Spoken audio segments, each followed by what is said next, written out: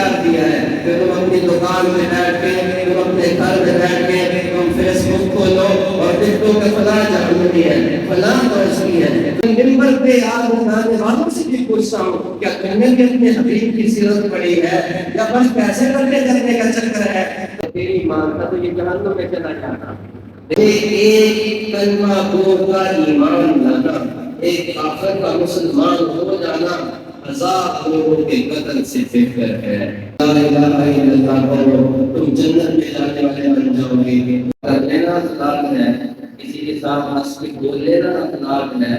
اخلاق یہ نہیں ہے، اخلاق آپ نے فرمایا رضی اللہ تعالیٰ عنہ، یا رسول اللہ کون سے اخلاق اچھے ہیں، آپ کن اخلاق کی تکمیل کے لیے بھیجے گئے ہیں؟ تو آپ نے تین باتیں ارشاد فرمائی، تصل من قطع وتعطي من حرم وتعفو عمن ظلم۔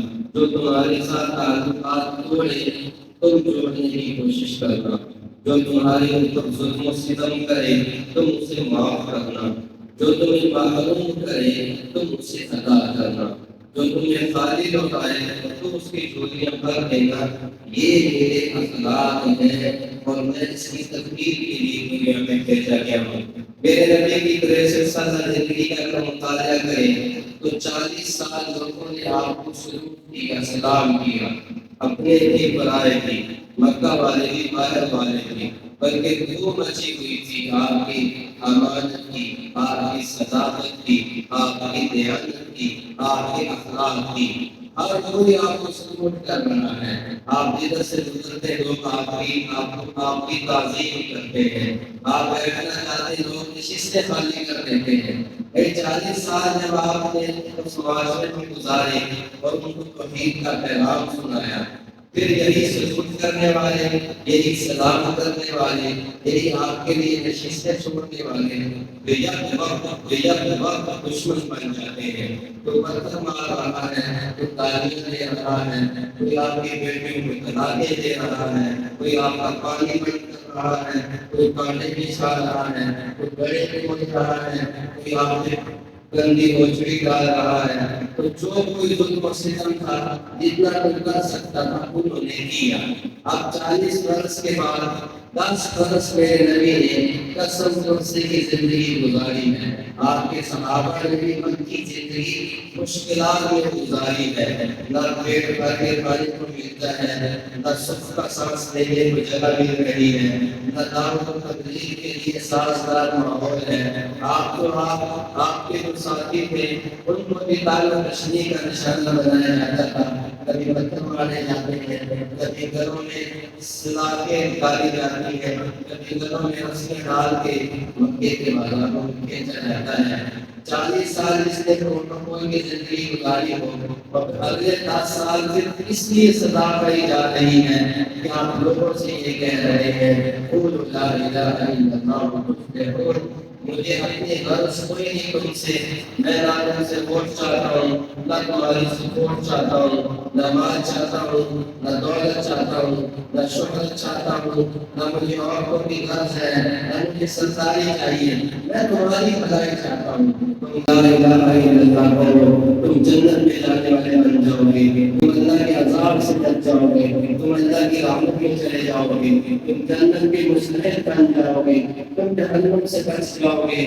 اس ہستی کے اندر اتنا درد ہو، اتنا درد ہو جو صرف اپنوں کے لیے نہیں سب کے لیے درد ہے۔ آپ کافروں کے لیے بھی رو رہے ہیں، آپ گالیاں دینے والوں کے لیے بھی رو رہے ہیں، آپ کبھی کھڑے ہو کے دعائیں مانگتے ہیں، کبھی سجدے میں دعائیں مانگتے ہیں، اور اتنی دعائیں مانگیں کہ پاؤں بھی سوچ گئے، اور اللہ جبریل امین کو بھیج رہے ہیں، جبریل میرے حبیب سے جا کر یہ عرض کر دو کہ میرے نبی آپ کی اتنا نہ ہو کہ آپ کی اپنی جان چلی جائے، آپ اتنا ان کے لیے غم نہ کریں کہ آپ بیماریوں کا شکار ہو جائے، آپ اتنے غمگین نہ ہو کہ آپ کی اپنی جان چلی جائے۔ جیسے وہ اپنے بچوں کے لیے نہیں ہو رہے تھے، ایمان والوں کے لیے نہیں ہو رہے تھے، یہ بہت کا غم تھا میرے بھائیوں، اور یہی میرے نبی کے اخلاق تھے، یہی میرے نبی کے اخلاق تھے۔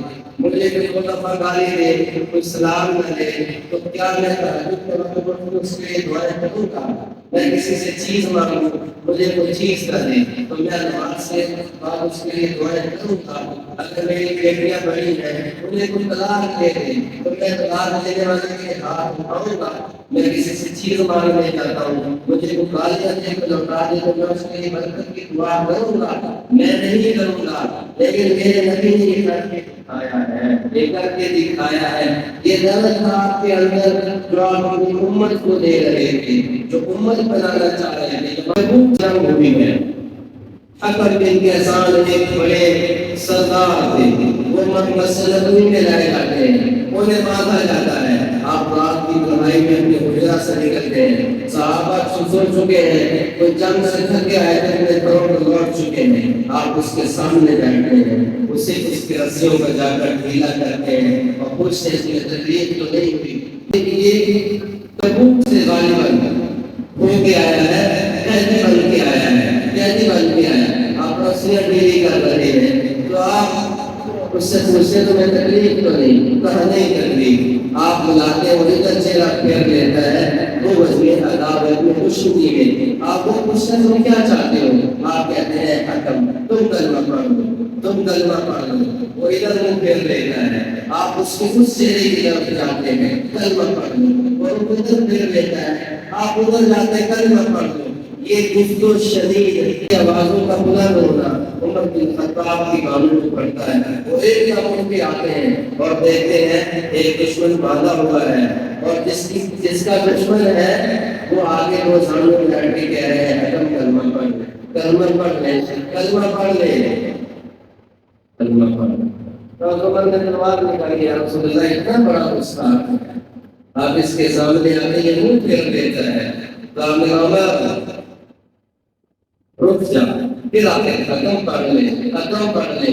اتنا میرے نبی نے کہا کہ وہ پتھر کے دشمن کو پھیر گیا اور اس نے کہا اشہد ان لا الہ الا اللہ وان محمد رسول اللہ۔ میرے نبی کے آنکھوں سے آنسو بہنے لگے، آپ رسیاں کھولتے ہیں اور حضرت عمر کو دیکھ کے فرماتے ہیں تیری مانتا تو یہ جہنم میں چلا جاتا، تیری مانتا جو اپنوں کے لیے نہیں غیروں کے لیے ہوا ہو۔ وہ نبی جو اتنی بڑی تعلیمات لے کر آیا ہے، وہ نبی امت کیا کر رہی ہے؟ امت کیا کر رہی ہے؟ اور امت کو مسلمانوں کو کافر بنانے میں لگی ہوئی ہے، جیبوں میں فتوے ڈال کے پھرتے ہیں۔ جسے نماز کے فرض نہیں آتے وہ بھی جہنم کے فیصلے سنا رہا ہے، وہ بھی دوزخی ہونے کے اعلان کر رہا ہے، فلاں جہنمی ہو گیا، فلاں دوزخی ہو گیا، فلاں اسٹارٹ ہو گیا۔ اور میرے بھائیوں، یہ رسول اللہ کا پیغام ہے، امت بن جاؤ، امت بن جاؤ، امت بن جاؤ۔ نفرتوں کو مٹا دو، کال تشریح کو دفن کر دو، عداوتوں کو دفن کر دو، تم اس کو دفن کر دو۔ اگر تم محمدی ہو، اگر تم رحمت عالم کے ماننے والے ہو، اگر نہیں ماننے والے اپنے انداز میں ماننے والے ہو تو پھر مانتے رہو، پھر تمہارا ماننا وہاں تصدیق نہیں ہوگا۔ اس نبی کی سیرت کو پکڑنا پڑے گا، اس نبی کی سیرت کو پکڑنا پڑے گا۔ حضرت وحشی آ رہے ہیں مسجد نبوی میں، 3 ہجری میں غزوہ ہوا، 5 سال وحشی بغاوت میں رہے، پھر طائف میں گئے، وہاں سے کسی نے بتایا اور تم کس سے بھاگ رہے ہیں؟ مکہ بھی فتح ہو چکا ہے، مکہ فتح ہوا، میرے نبی نے سب کو معاف کیا سوائے چند لوگوں کے اعلان ہو رہا ہے وحشی جس کو میرے اسے قتل کر دیں۔ کیوں؟ کیونکہ وحشی نے حضرت حمزہ کو شہید کیا تھا، اور اتنی دردناک شہادت ہے۔ وحشی طائف میں چلا گیا بھاگ کے، وہاں کسی نے بتایا کس سے بھاگتے ہو؟ کہا محمد نے صلی اللہ علیہ وسلم نے میرے قتل کا اعلان کر دیا ہے، اور محمد کے پیروکار مجھے جہاں پائیں گے مجھے قتل کر دیں گے، مجھے مار دیں گے۔ تو بتانے والا بتاتا ہے یہ وہی طائف ہے جہاں سے انبیاء نے، مسعود نے، حبیب نے اور طائف والوں نے کو پتھر مارے تھے، ان کو گالیاں دی تھی۔ یہی وہ طائف ہے جس کی گلیاں محمد عربی کے خون سے سرخ ہوئی تھی، یہی وہ طائف ہے یہ پتھر کو چیز چیز کے بتا رہے ہیں واقعی وہ معاف کرنے والے ہیں، وہ پتھر دینے والے نہیں۔ اگر تم چاہتے ہو امن تو مدینہ میں چلے جاؤ، ان کے ہاتھ پہ بیعت کرو، ان ان کی آگے معافی مانگو، وہ تمہیں معاف کریں گے۔ جو طائف والوں کو بیت کی جگہ دعا دے کے جا سکتے ہیں، جو طائف والوں کو باوجود اس کے فرشتے آ چکے ہیں، عذاب ان پر آ چکا ہے، وہ معاف کر سکتے ہیں۔ تمہارا جو تو چھوڑا ہے، تم چلے جاؤ۔ حضرت وحشی چلتے ہیں، مدینہ پہنچتے ہیں، چہرہ چھپایا ہوا ہے، پگڑی باندھی ہوئی ہے، چہرہ چھپایا ہوا ہے کہ پہچان نہ جائے۔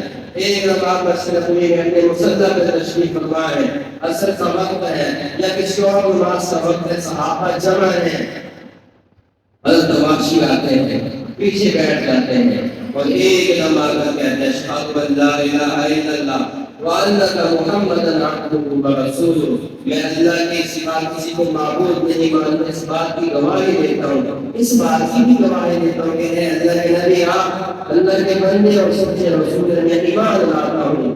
تو آپ نے چہرہ اٹھا کر دیکھا، انہوں نے اپنے چہرے سے نقاب اتارا، تو ایک بھی مسجد نبوی میں شور پڑا، وحشی تلواریں نکل رہی ہیں، ان کا قتل کا اعلان ہو چکا تھا، سب نے ایک طرف تلواریں ٹوکی ہوئی ہیں، اور آپ کہتے ہیں دعو اسے چھوڑ دو، اسے چھوڑ دو، مجھے ایک کلمہ بول کر ایمان لانا، ایک کافر کا مسلمان ہو جانا ہزار لوگوں کے قتل سے بہتر ہے۔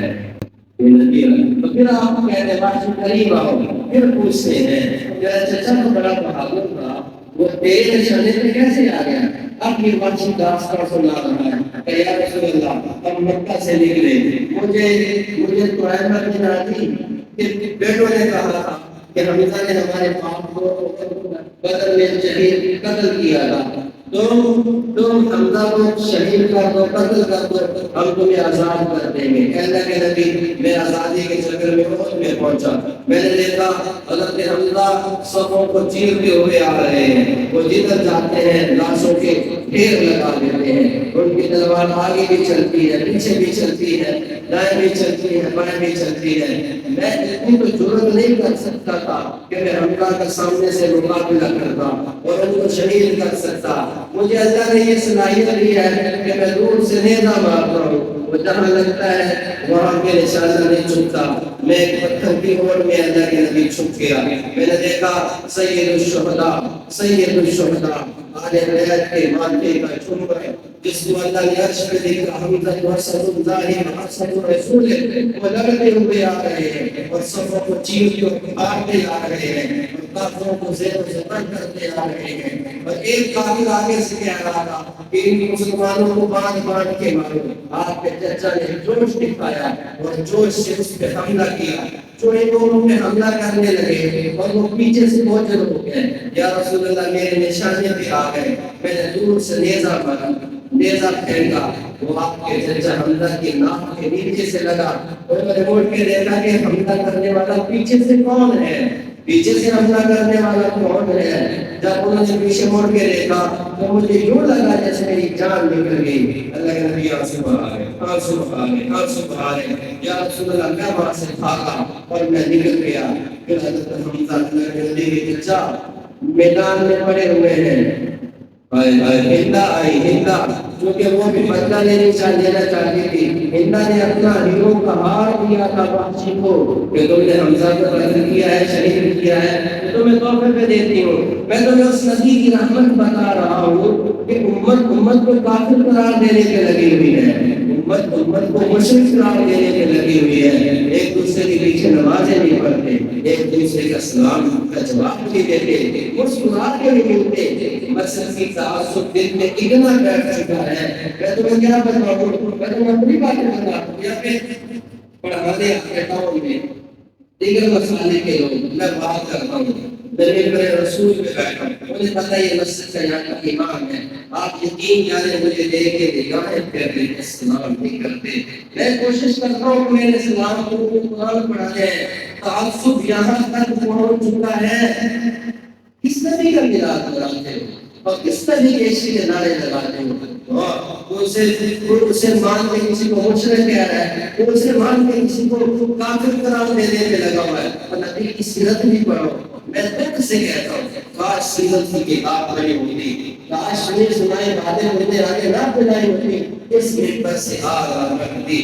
میرے نبی نے 23 سالہ زندگی میں خطبات دیے، تقریریں کی، صحابہ کو تعلیم دی، اس منبر سے بیٹھ کے کبھی کسی کو پوائنٹ آؤٹ نہیں کرتے تھے، کبھی کسی کا نام نہیں لیتے تھے، کبھی یہاں سے آگ نہیں لگاتے تھے، کبھی نفرت کی بات نہیں فرماتے تھے، کبھی کسی کا دل نہیں توڑتے تھے، کبھی کسی کو انکار نہیں فرماتے تھے، کبھی میرے نبی کسی سے نفرت تو دور کی بات ہے، آپ دل میں کبھی کسی کے لیے نفرت کی بات نہیں رکھتے تھے۔ ایک دیہاتی آ کر مسجد نبوی میں پیشاب کر دیتا ہے، کتنی بڑی گستاخی ہے، صحابہ دوڑتے مارنے کے لیے، آپ اٹھ کے جاتے ہیں، کہتے ہیں چھوڑ دو اسے، چھوڑ دو، پیار سے سمجھاؤ، پیار سے سمجھاؤ۔ تمہاری مسجد میں بچہ شروع کرے تو پیچھے لگ جاتے ہو، کسی اور مسئلہ کا بندہ آ جائے تم نگاہیں پھاڑ پھاڑ کے دیکھتے ہو، امام کے پیچھے کسی اور مسئلہ کا نمازی آ جائے تو اسے کھڑا نہیں ہونے دیتے۔ یار یہ کیا دین ہے؟ یہ تمہارے نبی کا دین نہیں ہے۔ میں اس منبر پہ بیٹھ کر کہتا ہوں، ابھی اس کی سیرت پڑھ کے دیکھو تو واشی اللہ نے کہا کیا، آپ کے چچا کے اوپر گئی، ابھی ایمان نہیں لائی تھی، پیٹ کو پھاڑا، سینے کو چیرا، ناک کو کاٹا، کانوں کو کاٹا، آنکھیں نکالی، ابھی اس کا دل نہیں بھرا، پھر حمزہ کا کلیجہ نکالا، اسے خنجر سے کاٹا، اپنے دانتوں سے چبایا، وہی ٹہل کے چلی جاتی ہے۔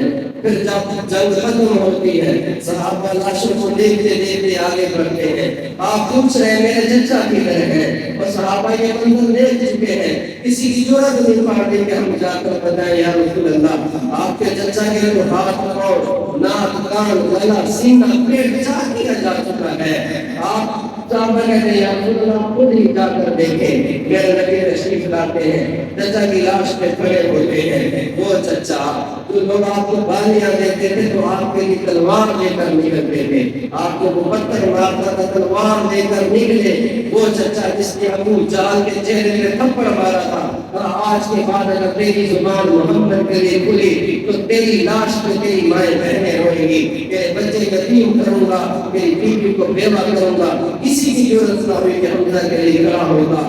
وہ چچا آج اپنے نبی کے دین کے لیے ذبح ہوا پڑا ہے اور کلیجہ چھپایا جا رہا ہے، کتنا دکھ ہوگا میرے نبی پہ، اتنا رو رہے ہیں، اتنا رو رہے ہیں کہ میرے رب نے فوراً جبریل امین کو بھیجا، فرشتوں کے سردار کو بھیجا، اے جبریل میرے حبیب کو جا کر تسلی دو، اور انہیں جا کر بتاؤ میرے نبی ہم نے آپ کے چچا کو عرش پہ، عرش معلیٰ پہ اسد اللہ و اسد رسول ہی لکھ دیا ہے، قیامت تک جتنے بھی شہید ہوں گے وہ سب کے سردار حمزہ ہوں گے، وہ آپ کے بھی شیر ہیں، وہ میرے بھی شیر ہیں۔ میرے نبی کو تسلی دی، وہ چچا جس کے ساتھ اتنی محبت ہے، 70 صحابہ شہید ہوئے، 70 بار میرے نبی نے اپنے چچا کا جنازہ پڑھا، اپنے سامنے ایک صحابی کا جنازہ آ رہا ہے، حضرت حمزہ کا جنازہ بھی پڑھا ہے، اس کا نہیں اٹھایا، ان کا نہیں اٹھایا، 70 دفعہ اس پہ جنازہ پڑھا، اور جب مدینہ واپس جاتے ہیں تو غزوہ بدر میں انصار زیادہ شہید ہوئے، مہاجر کم شہید ہوئے، تو انصار کے گھروں سے رونے کی آوازیں آ رہی ہیں، خواتین مائیں بہنیں اپنے شہداء پہ رو رہی ہیں، کیونکہ اہل بیت مدینہ میں تھے ہی کم۔ میرے نبی نے جب مدینہ میں قدم رکھا تو آپ کی آنکھیں بہہ پڑی اور دل پھٹ رہا ہے، اور آپ یہ فرما رہے ہیں ہائے ہائے میرا مظلوم چچا، کہ آج اس پہ کوئی آنسو بہانے والا بھی نہیں ہے، اس پہ کوئی رونے والا بھی نہیں ہے۔ میرے بھائیوں اس چچا کا قاتل وحشی سامنے آ رہا ہے اور صحابہ قتل کرنے کے لیے تیار ہے، میرے نبی فرماتے سے چھوڑ دو، دعو مجھے ایک کا کلمہ پڑھنا 1000 کے قتل کرنے سے زیادہ محبوب ہے۔ اور وہ ہندا جس نے کلیجہ چھپایا تھا، میرے نبی کو بتایا کہ یا رسول اللہ آپ کے چچا کا کلیجہ چھپایا ہندا نے، کیا تعبیر نکالتے ہیں آپ کے نبی، اور کبھی اپنے نبی کی زندگی کو پڑھتے اور تم اپناتے۔ میں منبر پہ آپ اٹھانے والوں سے بھی پوچھتا ہوں کیا تم نے بھی اپنے حبیب کی سیرت پڑھی ہے، یا بس پیسے اکٹھے کرنے کا چکر ہے؟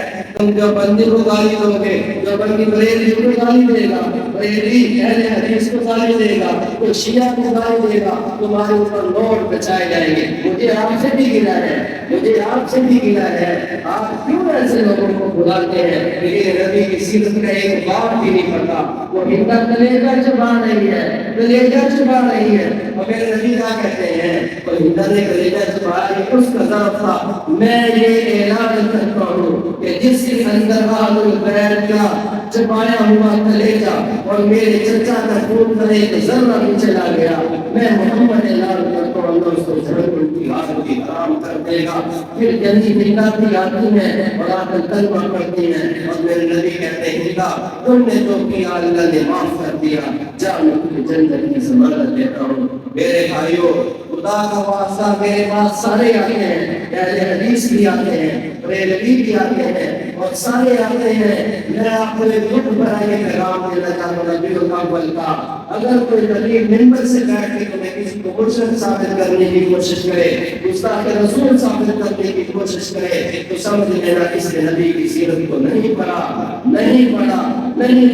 وہ نبی تو کافروں کو ایمان والا کرتا تھا اور تم ایمان والوں کو فتوے لگاتے ہو، تم ایمان والوں کو کافر بنانے پر لگے ہوئے. یہ کون سی سیرت ہے؟ یہ کون سا میلاد ہے؟ یہ کون سا ربیع الاول کا پیغام ہے جو تم دینا چاہتے ہو؟ میرے نبی نے کبھی نفرت کا بول نہیں بولا. اور حضرت جابر کہتے ہیں میرے نبی کے پاس جو بھی آیا، آپ نے کبھی کسی کو سوکھا لادی کہا تھا، انکار نہیں فرماتے تھے. اس کا دل نہ ٹوٹ جائے. وہ جو ہوتی ہو، وہ عیسائی ہو، وہ ایمان والا ہو، وہ مشرک ہو، جو بھی آیا وہ چھوڑیا تھک کے گیا. آپ کو زہر دیا گیا اور قبول کا پتہ چلا، وہ بات کے لائی جاتی یا رسول اللہ یہ ہے زہر دینے والی.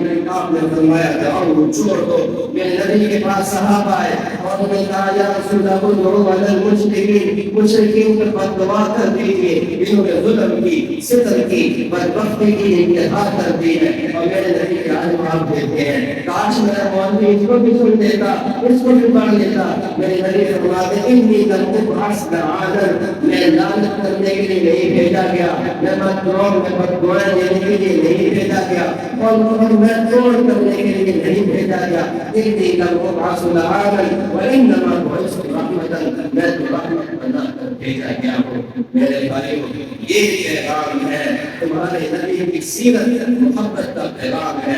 تم بس محبت بانٹو، یہ نبی کا پیغام ہے. تمہارے پاس کوئی اختیار نہیں، تم کسی کو دوست بھی بناتے پھرو، کسی کو تم جہنم بھی بناتے پھرو. قاضی کو اللہ ہے، اللہ فیصلہ کرے گا. تمہیں کس نے یہ اختیار دیا ہے کہ تم اپنی دکان میں بیٹھ کے، تم اپنے گھر میں بیٹھ کے تم فیس بک کھولو اور دیکھو کہ فلاں جہنمی ہے، فلاں تو اس کی ہے. تمہیں کیا پتا؟ میرے نبی تو یہ فرما ہے کہ مجھے تو اپنا بھی نہیں پتا. حالانکہ اللہ اعلان کر چکے میرے نبی جنت سب سے حرام ہے جب تک آپ جنت کا دروازہ نہ کھولیں گے. تمام امتوں پہ جنت حرام ہے جب تک آپ جنت میں چلے نہ جائیں. وہ نبی کہہ رہا ہے میں تو اللہ کی امید، اللہ کی رحمت سے جنت میں جاؤں گا. تم جسے چاہو جنت کے ٹکٹ بانٹ دو، تم جسے چاہو جہنم کے ٹکٹ بانٹ دو، تم جسے چاہو گستاخ گردان دو، تم جسے چاہو اس کو فتوے لگا دو.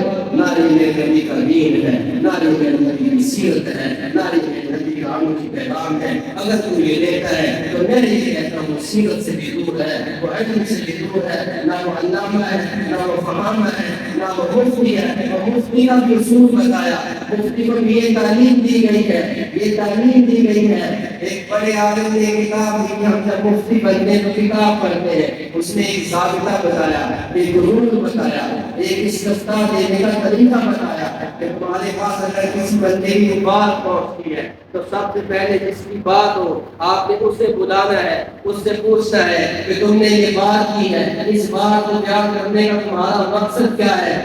کتابوں میں لکھا ہے من صنف فقد صنف، جو لکھتا ہے اسی پہ لکھا جاتا ہے. غلطی بھی بولنے والا کرتا ہے، خاموش رہنے والا غلطی نہیں کر سکتا. میری مراد ابھی یہ جو حالیہ ایشو ہے مفتی طالب رسول کا، وہ بیچارے کی زبان لڑکھڑائی ہے، ان سے غلط بولا گیا ہے. 2 گھنٹوں بعد وہ معافی مانگتے ہیں، 3 دفعہ معافی مانگ چکے ہیں، اپنے قوم کی وضاحت بھی کر چکے ہیں. لیکن احمد آباد کا مفتی، بہاولپور کا مفتی، پاکستان کا مفتی آج ان کی جان نہیں چھوڑ رہا. جسے اکثر نام تک لکھنا صحیح نہیں آتا، جسے وضو کے غسل کے جنازے کی دعا تک صحیح نہیں آتی، وہ وہ بھی کہہ رہے ہیں کہ وہ جہنمی ہے، وہ یہ ہے، وہ یہ ہے۔ میرے بھائیوں، اللہ کا واسطہ، تمہارے نبی کی کوئی تعلیم نہیں تھی۔ جب کتابوں میں یہ ضابطہ پڑھایا گیا، جس کا قول ہے اسے بلاؤ، اس سے پوچھو کہ تم نے یہ لکھا ہے، تمہاری زبان میں یہ بولا ہے، تمہارا اس سے کیا مقصد ہے، تم اس سے کیا ثابت کرنا چاہتے ہو؟ اگر وہ کہتا ہے کہ میرا یہ مقصد نہیں تھا، مجھ سے غلط بولا گیا، مجھ سے غلط لکھا گیا، میں معافی مانگتا ہوں، میں رجوع کرتا ہوں، اس کا معاملہ اللہ پہ چھوڑ دو، تم اسے چھوڑ دو۔